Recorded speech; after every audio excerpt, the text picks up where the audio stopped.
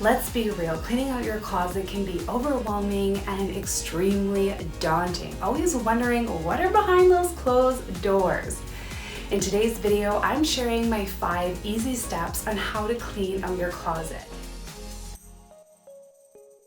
Welcome, my name is Tamara and I'm a personal stylist, answering all your questions on style trends and how to style with purpose. Yes, today's video is a little bit different. I'm in my master bedroom and I wanted to talk about cleaning out my own closet. I won't be trying on any clothes for the purpose of this video, but I do want to advise that when you are cleaning out your closet, it is important to try your clothes on. You want to make sure that things fit and ultimately that you feel good and enjoy wearing those pieces. So let's jump into this clothing mess. First things first, you definitely want to create space, whether you create space on your bed or you do it on the floor. I find making that space is really important. And you want to create a pile that is keep, unsure, exchange with friends, sell, or donate. The keep pile is something that you wear on a regular basis that happen to fit you or you really extremely love, and again, you just wear it all the time. Exchange with friends is a great way to connect with your friends and see if they have pieces that you want to exchange amongst one another. And it's obviously really great on your wallet. And not only that, you can see what your friends have. And lastly, the sell and donate. If you happen to have pieces that are popular brands or they happen to be luxury items that you are willing to part with, then selling them online is easy peasy. You have the likes of Facebook Marketplace. There's also Poshmark, which is again really popular. It is an app that is used in Canada. I personally can say I haven't had too much luck with it, but something I think I may work on. So let me know in the comments below if you would like to see those items on Poshmark that I will be parting with. Anyways, having said that, if that's something you're not willing to do, then definitely find a new home for your clothes, and donating is a way that you can do that. Step number 2 is the step that really sets the tone of cleaning out your closet, and that is going by category. And by category, I'm meaning thinking about starting with your pants only. So take all of your pants out, put them on your bed, start going through your 4 little squares, we'll call it, of your keep, unsure, exchange with friends, and donate or sell.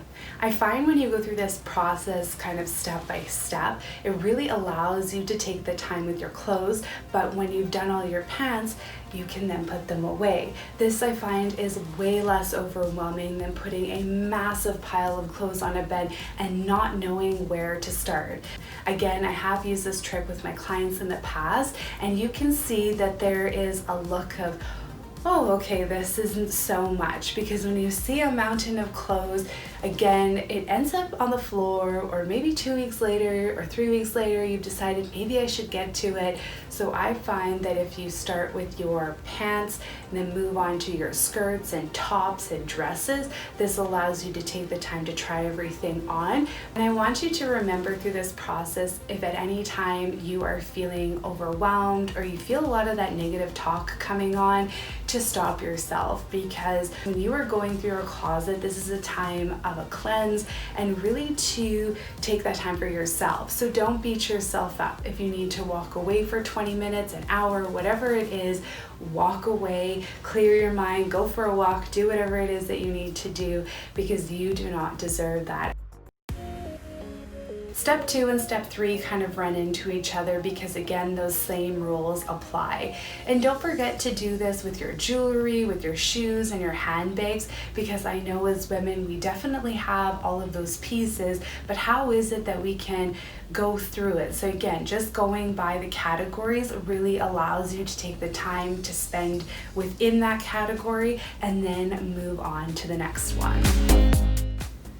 For step 4, don't forget while you're in the process to make sure that you're still folding and hanging all of your clothes or putting them back the way that they should be. When it comes to folding your clothes, make sure to be at a higher elevation. I personally find that it's really helpful to have an ironing board or even do it on a table, because this allows you to be a little bit more level with the clothes and also takes a little bit of that pain out of your back. And little side note, if you'd really like to know how to care for your clothes all within this process, I've linked the video above. Be sure to check it out after you've watched this one, and I will put it in the description below as well. Step 5 is now to organize your closet. When you put your clothes in an orderly fashion, this allows you to not only see your clothes, but when creating an outfit, it allows you to see everything that you need to pull. So if you have your shirts in one spot, your pants and skirts beside each other, again, this allows you to see what you need to pull everything down. And don't forget, of course, your jewelry and accessories. The same applies when you are organizing. This now leads me into next week's video, which I hope you will tune in for. I will be sharing how to shop your closet and a few little tips on organizing. So be sure to stay tuned for that one. That's a wrap for today's video. I really hope that you enjoyed it. I've also included a freestyle guide that is the 5 steps to cleaning out your closet. You can find that in the description below. And don't forget to hit that like button so I know to make more videos just like this. And like I always say, it's not about who you wear, but how you wear it. I'll see you in the next one. Bye.